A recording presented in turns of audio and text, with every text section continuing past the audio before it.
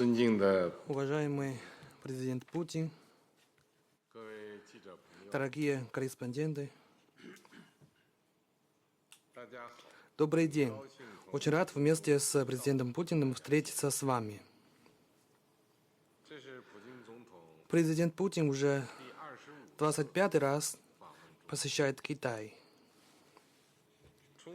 Это само по себе свидетельствует о том высоком уровне и особом характере китайско-российских отношений. Хочу сердечно поприветствовать президента Путина и всех российских коллег.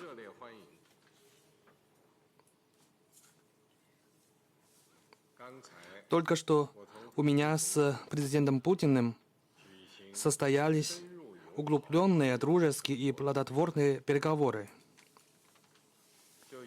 Прошел стратегический диалог по широкому спектру важнейших тематик. Нами подписано совместное заявление Китая и России о дальнейшем укреплении всеобъемлющего партнерства и стратегического взаимодействия и об укреплении отношений добрососедства, дружбы и сотрудничества. В нашем присутствии заключен солидный пакет документов двустороннего сотрудничества. Будет также опубликована совместная декларация о становлении многополярного мира и международных отношений нового типа. Текущий год проходит под знаком 30-летия установления китайско-российского партнерства и стратегического взаимодействия. На протяжении 30 лет, закаленные ветром и дождем, наши отношения, следуя велениям времени, поднимаются на все новую высоту, находятся сейчас на историческом пике всеобъемлющего партнерства и стратегического взаимодействия в новую эпоху. И по праву считаются образцом нового типа отношений между крупными державами. В этом году исполняется и 25 лет со дня подписания договора о добрососедстве, дружбе и сотрудничестве между Китаем и Россией. В течение многих лет наши страны неуклонно привержены зафиксированным в договоре принципам неприсоединения к блокам, неконфронтации и ненаправленности против третьих сторон. Твердо руководствуясь духом взаимоуважения, равноправия, честности и справедливости, взаимовыгодного сотрудничества, вносит значительный вклад в защиту международной справедливости и формирование международных отношений нового типа. Играют роль ключевой константы в условиях невиданной за столетия крупномасштабной трансформации. Уважаемые друзья, под нашим совместным стратегическим руководством с президентом Путиным китайско-российские отношения вышли на новый рубеж. Стороны должны следовать тенденции современной эпохи к миру, развитию, сотрудничеству и всеобщему выигрышу, добиваться более качественного развития отношений между Китаем и Россией. Во-первых, укреплять высококачественные политические взаимодоверия, быть друг для друга стратегическим оплотом. Политическое взаимодоверие является самой яркой чертой китайско-российских отношений. Оно как основная цель и принцип закреплено в договоре о добрососедстве, дружбе и сотрудничестве, о продлении которого мы с президентом Путиным уже приняли совместное решение. Важно продолжать начатое и открывать новые горизонты и дальше твердо взаимно поддерживать в вопросах, затрагивающих коренные интересы и ключевые озабоченности друг друга. Поддерживать плотный стратегический диалог и контакты на разных уровнях. Непрерывно укреплять политические взаимодоверия между нашими странами. Во-вторых, давать дополнительный толчок высококачественному взаимовыгодному сотрудничеству, рука об руку идти по пути национального развития и процветания. В эти годы нас постоянно восхищает прорывное развитие и большие результаты многопланового двустороннего сотрудничества. Итак, объем двусторонней торговли уже третий год подряд превышает отметку в 200 миллиардов долларов. Несмотря на далеко непростые внешние условия, товарооборот за январь-апрель этого года вырос примерно на 20%, что давалось весьма нелегко. Следует воспользоваться той благоприятной динамикой, укреплять сотрудничество по сопряжению 15-летней программы Китая с национальными целями развития России на период до 2030 года, эффективно задействовать стабилизирующую роль в взаимодействии в энергетике и взаимосвязанности, интенсивно культивировать новые драйверы в сферах цифровой экономики, искусственного интеллекта, технологической инновации, содействовать широкомасштабному взаимовыгодному сотрудничеству как по уровню, так и по качеству во благо национального развития и процветания двух стран.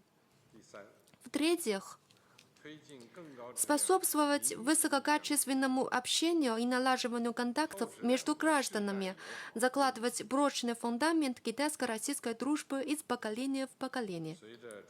Благодаря динамичному росту китайско-российских отношений все уплотняются двусторонние культурно-гуманитарные связи. Полным ходом развертывается сотрудничество в сфере образования, культуры, туризма и спорта. Китайско-российская дружба находит все больше поддержки среди молодежи. И наши народы становятся ближе и все лучше понимают друг друга. Мы с президентом Путиным решили провести в этом и следующем году годы китайско-российского сотрудничества в области образования, ставший 10-м подобным межгосударственным проектом, который сразу после этой встречи откроем мы вместе с президентом. Необходимо в контексте годов сотрудничества в области образования продолжать расширять масштабы двусторонних студенческих обменов, углублять связи и взаимодействие по линии вузов и научно-исследовательских площадок, добиваться больше реально ощутимых результатов подготовки талантов и совместных научно-исследовательских разработках, создавать все больше благоприятных условий для поступательного развития китайско-российских отношений. В-четвертых, развивать высококачественное международное взаимодействие, реформировать и совершенствовать глобальное управление. Этот мир совсем неспокоен. Зашкаливает нанесенный односторонними действиями и гегемонией урон. Грозит возврат к закону джунглей. Я в этой связи выдвину концепцию сообщества единой судьбы человечества и 4 глобальные инициативы, которые пользуются широкой поддержкой со стороны мирового сообщества, в том числе и России. Будучи постоянными членами Совбеза ООН, Китай и Россия будут решительно показывать чувство долга как ответственные мировые державы, защищать авторитет ООН и международную справедливость, противодействовать всяческим проявлениям односторонности и гегемонии, попыткам повернуть историю вспять, прежде всего провокационным действиям, направленным на отрицание итогов Второй мировой войны, на воскрешение признаков фашизма и милитаризма. Готовы плечом к плечу работать над формированием более справедливой и рациональной системы глобального управления. Будь ко всеобщему благу, иди вместе со временем. Великое дело китайско-российской дружбы, которое отвечает веяниям истории и лейтмотиву времени, будет непременно двигаться вперед, уверенно, устойчиво и удержимо, достигая все новых ярких завершений. Благодарю за внимание. 谢谢习近平主席。下面请普京总统致辞。 Спасибо, председатель Си Цзиньпин. Далее приглашаем президента Владимира Владимировича Путина выступить с обращением к прессе. Уважаемый председатель Си Цзиньпин, Дамы и господа, друзья, прежде всего хотел бы искренне поблагодарить нашего дорогого друга, председателя Китайской Народной Республики Си Цзиньпина и всех наших китайских коллег за теплый, радушный прием, оказанный российской делегацией. Нынешний официальный визит проходит в юбилейный год для российско-китайских отношений. 25 лет назад был заключен важнейший межгосударственный договор о добрососедстве, дружбе и сотрудничестве. И тем самым была положена прочная основа для всемирного развития всеобъемлющего партнерства и стратегического взаимодействия двух наших стран. И сейчас российско-китайские отношения достигли действительно беспрецедентного уровня, продолжают развиваться. При этом наши отношения самодостаточны, не зависят от текущей мировой конъюнктуры и служат образцом того, как нужно строить отношения между странами и народами в настоящее время. Что касается сегодняшних переговоров, то они прошли в традиционно теплой, товарищеской и конструктивной атмосфере. Обстоятельно обсуждены все ключевые направления двустороннего взаимодействия. А в подписанном по итогам совместного заявления обозначены приоритетные направления нашего взаимодействия. Заключен и весьма солидный пакет межправительственных, межведомственных и корпоративных документов в общей сложности порядка 40. Часть из них была подписана здесь. Многие из них нацелены на дальнейшее углубление экономической кооперации. Подчеркну, Россия и Китай являются друг для друга важными торговыми партнерами. В 2025 году товарооборот достиг почти 240 миллиардов долларов. Расширилась его структура, в том числе за счет товаров с высокой добавленной стоимостью. Росту встречной торговли заметно содействовали и современные предприятия. В России и в Китае скоординированные шаги по переводу расчетов между ними, между нашими странами в целом, в национальных валютах имели серьезное значение. Как результат, практически все российско-китайские экспортно-импортные операции выполняются в рублях и юанях. То есть, по сути, у нас выстроена устойчивая система взаимной торговли, которая защищена от внешнего влияния и негативных тенденций на глобальных рынках. Отмечу, что Россия и Китай активно сотрудничают в области энергетики. Наша страна является одним из крупнейших экспортеров КНР нефти, природного газа, включая сжиженный, и угля. Мы, конечно, готовы и далее надежно обеспечивать бесперебойные поставки всех этих видов топлива на быстро растущий китайский рынок. Успешно работает на китайском рынке и наша высокотехнологичная компания «Росатом». На Тяньваньской атомной электростанции и АЭС Сюйдапу завершается возведение энергоблоков российского дизайна. Вот их в эксплуатацию внесет заметный вклад в энергообеспечение китайской экономики, поможет в снабжении китайских предприятий и домохозяйств, что очень важно, недорогой и чистой энергией. Большой потенциал имеется и для сотрудничества в возобновляемой энергетике, в частности, для осуществления совместных проектов низкоуглеродной генерации. Прорабатывается вопрос о взаимном признании российских и китайских экологических сертификатов производства электроэнергии. Соответствующий меморандум заключен в рамках нашего визита.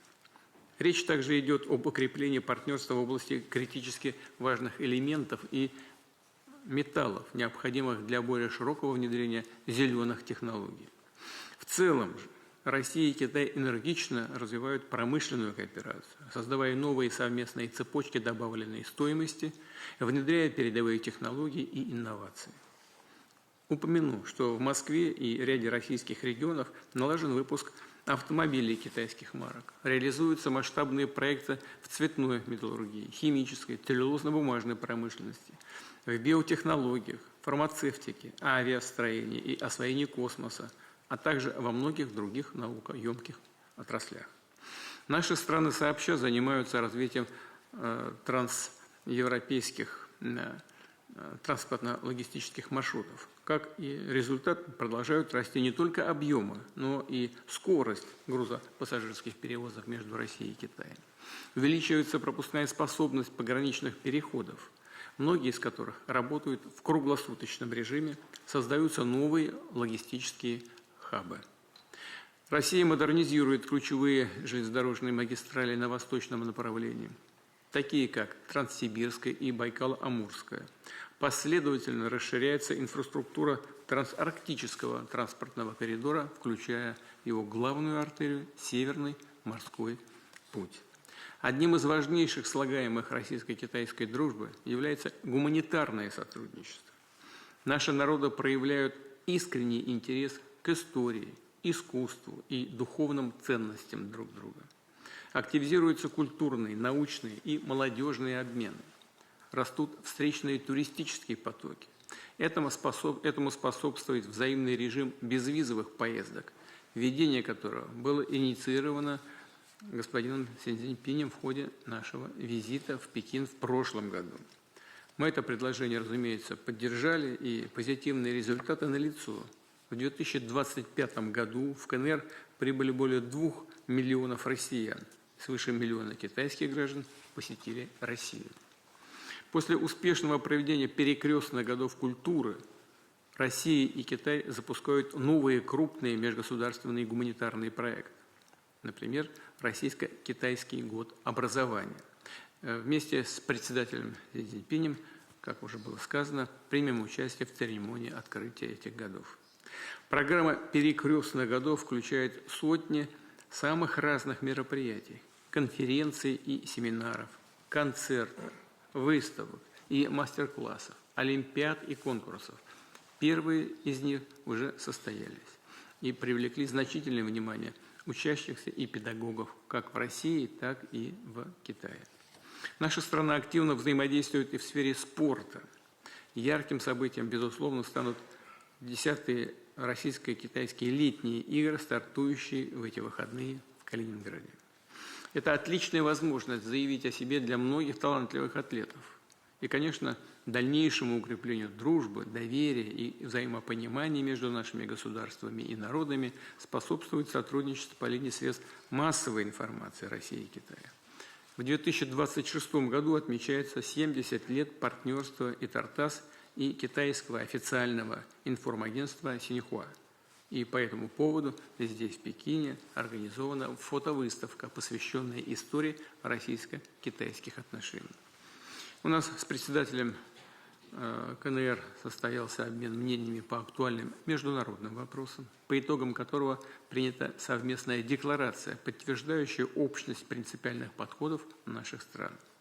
Главное, Россия и Китай привержены независимой и самостоятельной внешней политике, действуют в тесной стратегической связке, играют важную стабилизирующую роль на мировой арене. Работаем вместе во имя мира и всеобщего процветания.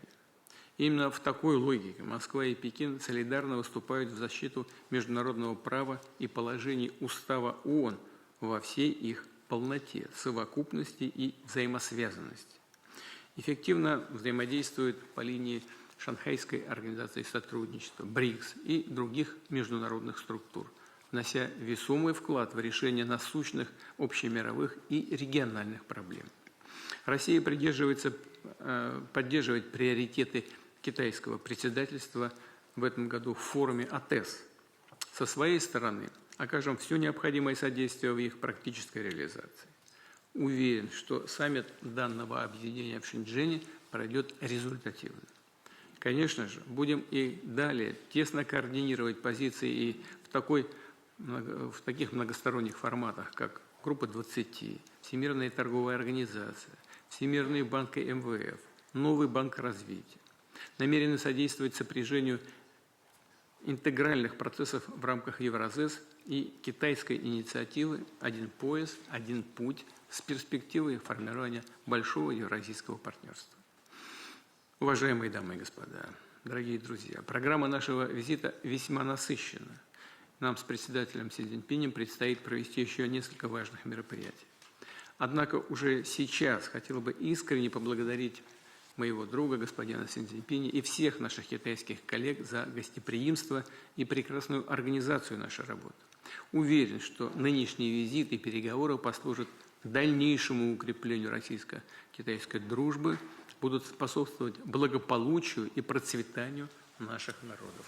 Благодарю вас за внимание.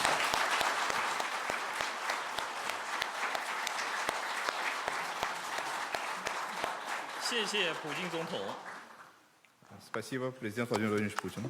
中俄两国元首共建记者活动到此结束，谢谢习近平主席，谢谢普京总统，谢谢大家。 Выступление с заявлениями для прессы закончено.